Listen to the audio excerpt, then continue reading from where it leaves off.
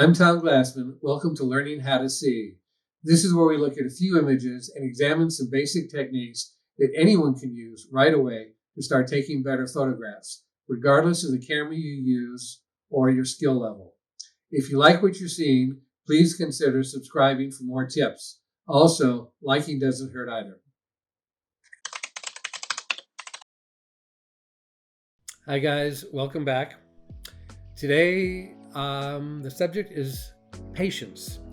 And I think of all the things that a photographer needs, one of the most important is a tripod. Probably another thing is really understanding the equipment. And patience comes right up there. It's something I have to practice a lot, and I keep getting surprised at how often it's a pivotal part of what I need to do. So I'm going to give you some examples today. A lot of these aren't the world's greatest shots, some you've seen before, but they all typify an example of patience where it helped to make even a good shot a little bit better in terms of a good photography technique. And that's, after all, what we're talking about, how to make any photograph a little bit better. I'm going to start off with some drama here. This first image was taken about Kennebunkport, close to Wells Beach. It took me 6 years to make this photograph.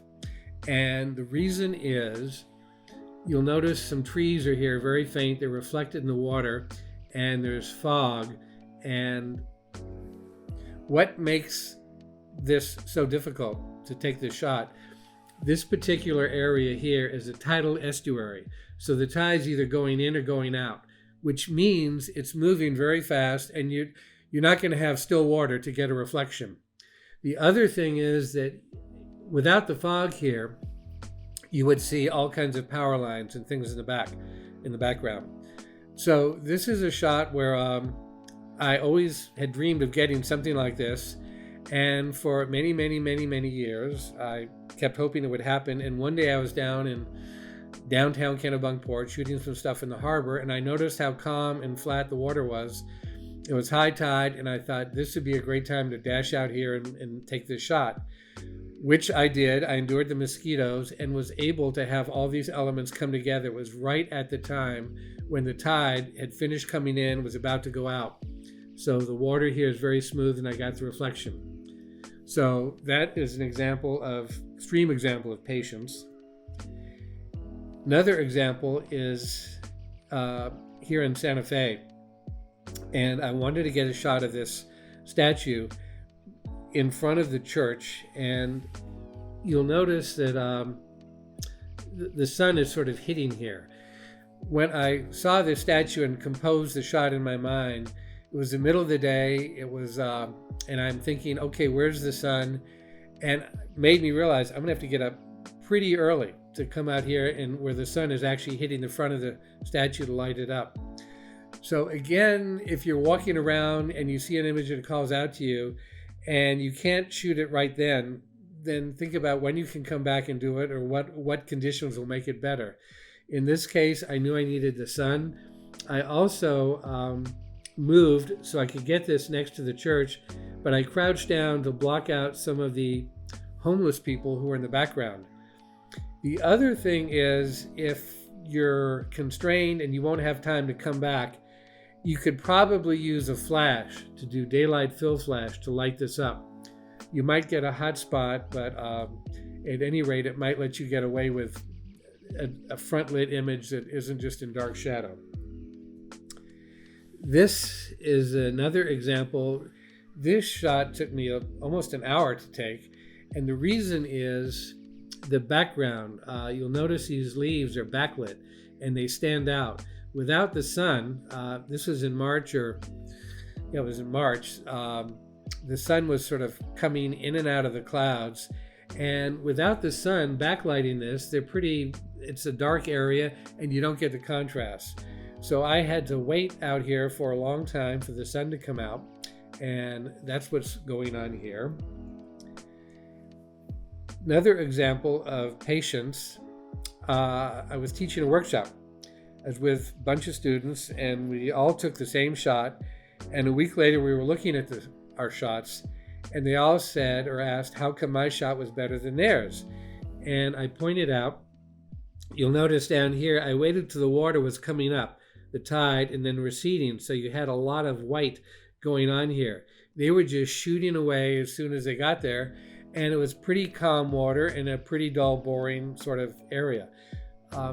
So the moral here is, if you've got some water action going on, wait till it's doing something to make the image more interesting. Along those same lines, this is Portland Headlight in Portland, Maine. Obviously in the winter, because you see snow up here. I was out here probably about 20 minutes waiting for enough of a surf and tide to make it interesting. Otherwise, it was just kind of flat water, sort of boring and not that interesting. So again, in the interest of great photography, I'm out there freezing in winter in Maine to get a good shot. So, and with patience. Another example of patience is a shot of Point Cabrillo Light in California. And this was a case where I was waiting and waiting and waiting and waiting till the light kept getting better and better.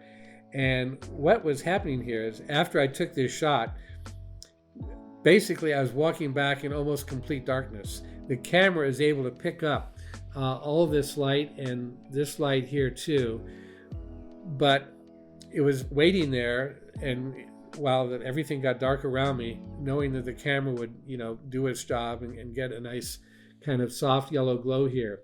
The other thing I just want to mention, and I've done this before in an earlier video, but what's going on here, there's this sort of white sign here, and I stood and positioned myself so this sign was in the middle of this white door and it didn't stand out. If I were a little bit to the right or left, the white sign would be against this dark brown image and it would stand out and break it up and ruin the symmetry. This way it's here and hardly noticeable. So the moral here is, have patience, but also think about what you're looking at and think about what's adding to or subtracting from the image. We seem to be in a lighthouse theme here. What's, I guess, illustrative of this particular image, again, not the world's greatest image, but it's a lighthouse, and I waited until the revolving light in the tower had come around and you could see it. Otherwise, you have 50 seconds, 60 seconds of just a dull, boring lighthouse. So again, it's waiting for the thing to come around and sort of, actually timing it sometimes to know when you're ready and have your camera all set to go. But again, waiting till the light came around made a better image. This is example, more patience. It's called Face Rock. It's out near Bend in Oregon. It's on the coast, obviously. And imagine if this shot were shot middle of the day with bright blue sky and blue water, and it would have trouble looking at the face as a silhouette. So I was here for a couple days, and luckily you can pretty much count on some overcast gray fog or something like this going on to silhouette, this rock, make it stand out and accentuate the features that make it face rock. So again, waiting a few days and having that in mind to go back and shoot it. This, I think you might have seen before too. This shot took me longer to compose than any shot I've ever taken. And the reason is, it's a diner in an air museum. And if I were back in the back shooting at a different angle, everything would be backlit with the windows looking out in the parking lot. If I were over here to this side, I'd be shooting, the background would be the gift shop area and the admission area to the air museum. And you'll notice I'm actually shooting under the table. You can see the underside of the table here. If I were shooting above the table, I would get these large expanses of red formica, which, would not be that attractive. So I forced myself to have a cheeseburger, and for about 35-40 minutes, I was eating the cheeseburger and kept getting up and walking around and looking for the best angle to shoot this, and then coming back and sitting down. Finally, I decided on this. I didn't take more than 1 or 2 shots because there was not a better angle. But I also made sure I got the whole Coca-Cola sign. I didn't cut it off. The menu says broccoli and cheese over here. So you wanted all that there. And it was just a nice, sort of composite of elements of diner, chic. The reason I'm showing you this is one of the vineyards in Oregon. And at the time, I was asked to contribute to a coffee table book on Oregon for vineyards and for other items, and also for a special wine coffee table book that was going to be given out. And the message here is, you'll notice that it's very clear and sharp. In all the years I've been here, I do not have more than 10 images of clear, sharp vistas, because the atmosphere was just not great. It was either hazy. It's just not a good, clear, perfect, image. So even though I had, requests for stuff for years and years and years, I've not been able to come up with any good vistas on sharp, clear days. So the moral here is, keep in mind what you want and then go tearing out there as soon as the weather's right, because more often than not, it's really not, and it's not going to make a great photograph. Again, not a particularly wonderful photograph, but what's important here is two things. I had the patience to wait till the balloon was far enough off in the distance so it would, I wouldn't be cropping it or cutting in too close on the sides. The other thing, I had a polarizer on. I wanted to saturate the blue sky to accentuate this, and I had to wait till the balloon drifted off to one side so the polarizer filter on the camera could work. So again, it's just waiting till the balloon got high enough, far enough away, and drifted off to one side where I could finally take the shot and come away with this. And again, we might have seen this before. This is a case where it's a Russian Orthodox church, and this is the shadow of this cross here. There's only one point of time during the day when you can get this behind this, only when the sun is out. And because it's kind of far away from my home, whenever I'm going by here, I always check it to see if conditions are right to grab a shot. But this is a case where just getting a shot with this and nothing else really doesn't work. So that's what's happening here. This was in Albuquerque, New Mexico, in Old Town. I was coming back from Santa Fe. I was flying out of Albuquerque, and this was at the Cultural Heritage Navajo Trust Museum or something in the Old Town area, and they had some young kids doing the dancing, and all the guests were seated in a semicircle around these young dancers. The first thing I did was look where the sun was coming from so I wouldn't be shooting into the sun. Then I also didn't want to be shooting where the background would be other people in the semicircle, other tourists, while I shoot the dancers. And you'll notice there are these paintings on the wall. So I also positioned myself so whenever I took a shot of the dancer, you would have this in the background instead of other tourists. And then you had to wait till the dancer came in and sort of stopped and, got all this going on.